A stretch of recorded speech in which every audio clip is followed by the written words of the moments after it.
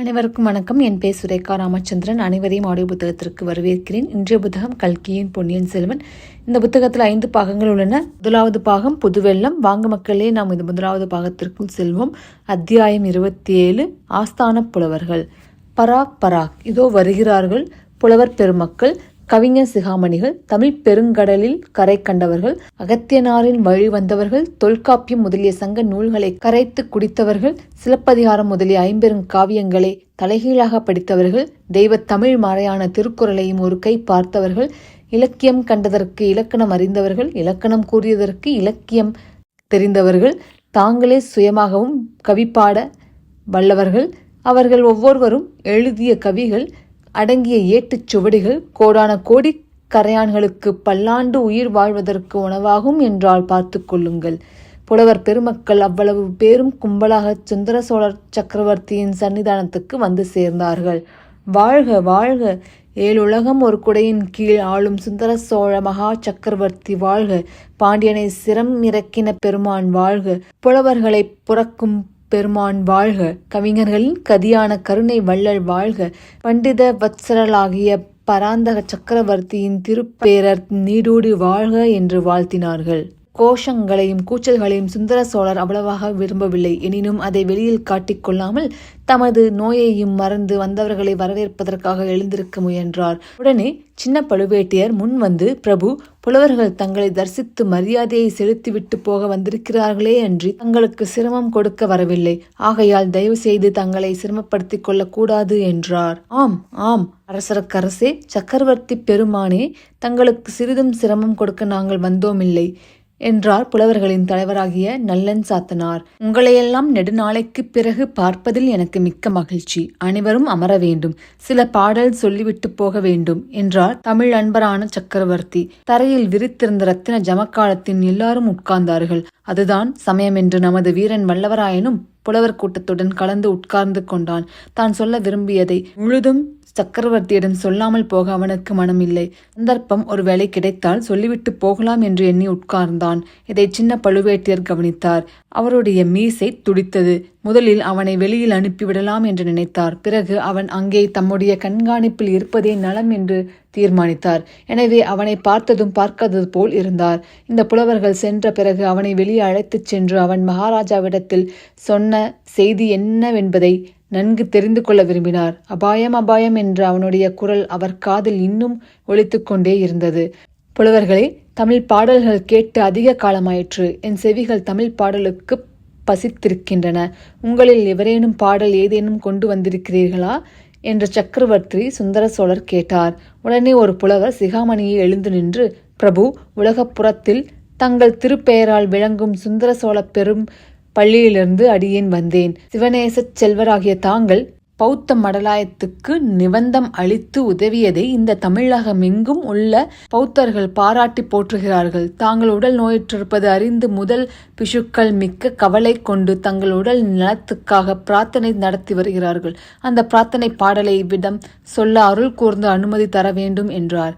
அப்படியே சொல்ல வேண்டும், கேட்க காத்து கொண்டிருக்கிறேன் என்றார் சக்கரவர்த்தி. புலவர் பின்வரும் பாடலை இசையுடன் பாடினார். போதியன் திருநிழல் புனித நிற்பரவுதும் மேதகு நந்திபுரி, மன்னர் சுந்தர சோழர் வன்மையும் வனப்பும் திண்மையும் உலகிற் சிறந்து வாழ்கனவே.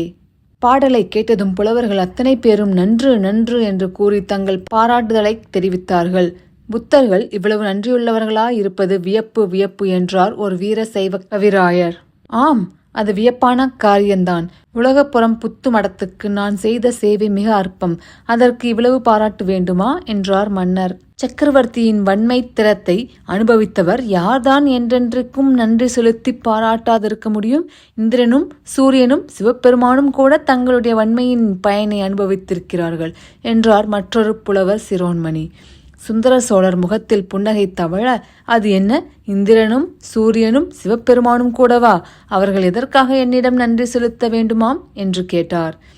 அந்நாளில் பழையாறை நகருக்கு நந்திபுரி என்னும் பெயர் உண்டு. சில காலத்துக்கு முன்பு சோழ மண்டலம் பல்லவர் ஆட்சியின் கீழ் இருந்தபோது நந்திபுரி என்னும் பெயர் பிரபலமாய் விளங்கியது. ஆகையினாலேயே இந்த பழம் பாடலில் நந்திபுரி மன்னர் என்று குறிப்பிடப்பட்டிருக்கிறது. ஒரு பாடல் சொல்ல அனுமதி தர வேண்டும் என்றார் அப்புலவர். அப்படியே நடக்கட்டும் என்றார் மன்னர். புலவர் கையில் கொண்டு வந்திருந்த ஓலையை பிரித்து படிக்கலுற்றார். இந்திரன் ஏற கரி அளித்தார், பரியளித்தார், செந்திருமேனி தினகருக்கு சிவனார் மனத்துப் பைந்துகிலேற பல்லக்களித்தார், பழையாறே நகர் சுந்தர சோழரை யாவரொப்பார்கள் இத்தொன்னிலத்தே. பாடலை புலவர் படித்து முடித்ததும் சபையிலிருந்த மற்ற புலவர்கள் எல்லாரும் சிறக்கம்பம் கரக்கம்பம் செய்தும் ஆகாக்காரம் செய்தும் நன்று நன்று என்று கூறியும் தங்கள் குதூகலத்தை வெளியிட்டார்கள். சுந்தர சோழர் முக மலர்ச்சியுடன் இந்த பாடலின் பொருள் என்னதென்பதை யாராவது விளக்கிச் சொல்ல முடியுமா என்றார். ஒரே சமயத்தில் பலர் எழுந்து நின்றார்கள். பிறகு நல்லன் சாத்தனாரை தவிர மற்றவர்கள் அனைவரும் உட்கார்ந்தார்கள். நல்லன் சாத்தனார் பாடலுக்கு பொருள் கூறினார். ஒரு சமயம் தேவேந்திரனுக்கு இந்திராசுரனுக்கும் போர் நடந்தது. அதில் இந்திரனுடைய ஐராவதம் இறந்து போய்விட்டது. அதற்கு இணையான வேறொரு யானை எங்கே கிடைக்கும் என்று இந்திரன் பார்த்து கொண்டிருந்தான். கடைசியில் பழையாறை நகரில் வாழ்ந்த சுந்தர சோழ சக்கரவர்த்தியிடம் அவன் வந்து ஐராவத்துக்கு நிகரான ஒரு யானை வேண்டும் என்று யாசித்தான். ஐராவத்துக்கு நிகரான யானை என்னிடம் இல்லை, அதைவிடச் சிறந்த யானைகள் தாம் இருக்கின்றன என்று கூறி இந்திரனை தமது யானை கொட்டாரத்துக்கு அழைத்துச் சென்றார். அங்கே குன்றுகளைப் போல் நின்று ஆயிரக்கணக்கான யானைகளை தேவேந்திரன் பார்த்துவிட்டு எதை கேட்பது என்று தெரியாமல் திகைத்து நின்றான். அவனுடைய திகைப்பைக் கண்டு சுந்தர சோழர் தாமே ஒரு யானையை பொறுக்கி இந்திரனுக்கு அளித்தார். அந்த யானையை எப்படி அடக்கி ஆளப்போகிறோம்? நம் வஜ்ராயத்தினால் கூட முடியாதே என்று பீதி இந்திரனுக்கு உண்டாகிவிட்டதை கவனித்து வஜ்ராயத்தை விட வலிமை வாய்ந்த ஓர் அங்குசத்தையும் அளித்தார். பின்னர் ஒரு காலத்தில் செங்கதிர் பரப்பி உலகெல்லாம் ஒளி தரும் சூரிய பகவானுக்கும் ராகு என்னும் அரக்கனுக்கும் பெரும் போர் மூண்டது. ராகு தினகரனை விழுங்க பார்த்தான், முடியவில்லை. தினகரனுடைய ஒளி அவ்விதம் ராகுவை தகித்து விட்டது. அதனால் சூரியனுடைய தேரில் பூட்டிய குதிரைகள் 7 ராகுவின் காலக்கோடி விஷத்தினால் தாக்கப்பட்டு இறந்தன. சூரியன் தன் பிரயாணத்தை எப்படி தொடங்குவது என்று திகைத்து நிற்கையில் அவனுடைய திக்கற்ற நிலையை கண்ட சுந்தர சோழர் 7 புதிய குதிரைகளுடன் சூரிய பகவானை அணுகி ரதத்தில் இந்த குதிரைகளை பூட்டிக் கொண்டு சென்று உலகத்தை உய்விக்க வேண்டும் என்று கேட்டுக்கொண்டார். தன் குலத்தில் வந்த ஒரு சோழ சக்கரவர்த்தி இவ்விதம் சமயத்தில் செய்த உதவியை சூரியனும் மிக மெச்சினான். பின்னர் சிவபெருமானுக்கும் பார்வதி தேவிக்கும் கைலேயங்கரியில் திருமணம் நடந்தது. பெண் வீட்டார் கல்யாண சீர்வரிசைகளுடன் வந்திருந்தார்கள். ஆனால் பல்லக்கு கொண்டு வர தவறிவிட்டார்கள். ஊர்வலம் நடத்துவதற்கு எருமை மாட்டை தவிர வேறு வாகனம் இல்லை என்று கவலையுடன் பேசிக்கொண்டார்கள். இதை அறிந்த சுந்தர சோழ சக்கரவர்த்தி உடனே பழையாறை அரண்மனையிலிருந்து தமது முத்து பல்லக்கை கொண்டு வரச் சொன்னார். பயபக்தியுடன் சிவபெருமான் திருமணத்துக்கு தம் காணிக்கையாக அப்பல்லக்கை அளித்தார். அப்படிப்பட்ட சுந்தர சோழ சக்கரவர்த்தியின் உவமை சொல்லக்கூடியவர்கள் இந்த விரிந்த பரந்த அலைக்கடல் சூழ்ந்த பெரிய உலகத்தில் வேறு யார் இருக்கிறார்கள்? இதையெல்லாம் கேட்டுக்கொண்டிருந்த சுந்தர சோழ சக்கரவர்த்தி களீர் என்று சிரித்தார். நோயின் வேதனையால் நெடுநாள் சிரித்திராத சக்கரவர்த்தியின் சிரிப்பு அவருடைய இணைப்பிரியா பத்தினியான மலையமான் மகள் மானவன்மாதேவிக்கும் தாதியர்களுக்கும் அரண்மனை வைத்தியருக்கும் கூட சிறிது உற்சாகத்தை அளித்தது. கோட்டை தளபதி சின்ன பழுவேட்டையர் இத்தனை நேரமும் நின்று கொண்டே இருந்தவர் சக்கரவர்த்தியை கைகூப்பி வணங்கி, பிரபு, நான் பெரிய தவறு செய்துவிட்டேன், பிழை பொறுத்து மன்னிக்க வேண்டும் என்றார். தளபதியா பேசுகிறது? நீர் என்ன பிழை செய்தீர்? எதற்காக மன்னிப்பு? ஒருவேளை இந்திரனுக்கு நான் அளித்த வெள்ளை யானையையும் சூரியனுக்கு அளித்த குதிரைகளையும் திரும்ப பறித்து கொண்டு வந்து விட்டீரோ? சிவபெருமானிடம் சிவகையையும் பிடுங்கிக் கொண்டு வந்து விட்டீரோ? செய்யக்கூடியவர்தாம் நீர் என்று சுந்தர சோழர் சொல்லி மீண்டும் சிரித்தது. சக்கரவர்த்தியுடன் சேர்ந்து புலவர்களும் சிரித்தார்கள்.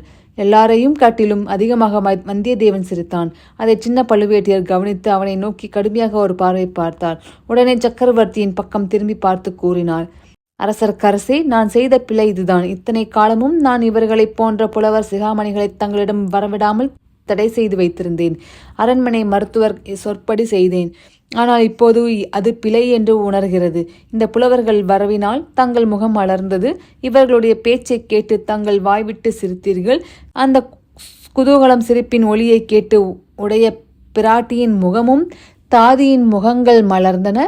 நானும் மகிழ்ந்தேன். இவ்வளவு குதூகலம் தங்களுக்கு அளிக்கக்கூடியவர்களை இத்தனை நாள் தங்கள் சன்னிதானத்துக்கு வரவிடாமல் தடுத்து என்னுடைய பெரும் பிழைதான் என்றார். நன்று சொன்னீர் தளபதி. இப்போதாவது இதை நீர் உணர்ந்தீர் அல்லவா?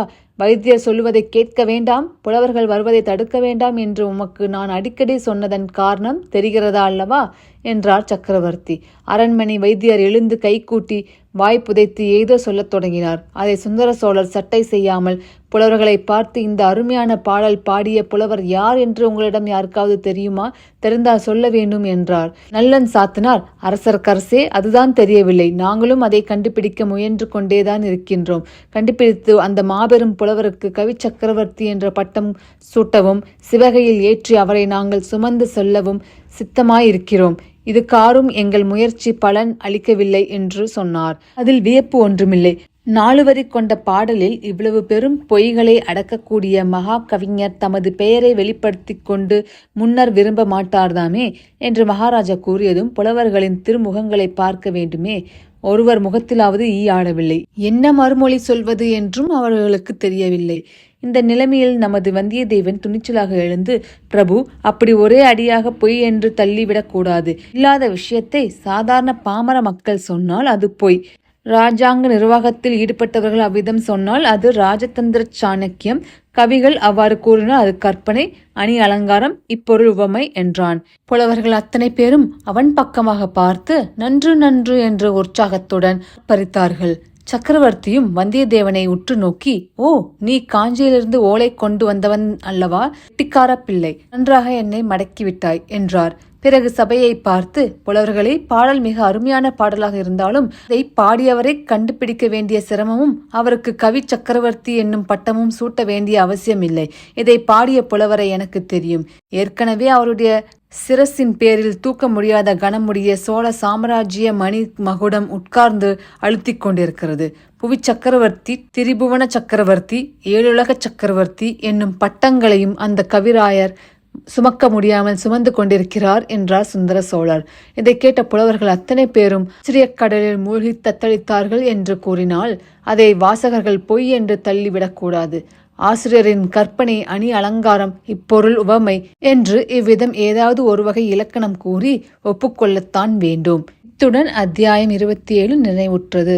மீண்டும் அடுத்த பதிவில் இரும்புப்பிடி என்ற அத்தியாயத்தை காணலாம். இப்பதிவு உங்களுக்கு பிடித்திருந்தால் மற்றவர்களுக்கு ஷேர் செய்யவும், லைக் பட்டன், சப்ஸ்கிரைப் பட்டனை பிரஸ் செய்யவும். நன்றி, வணக்கம்.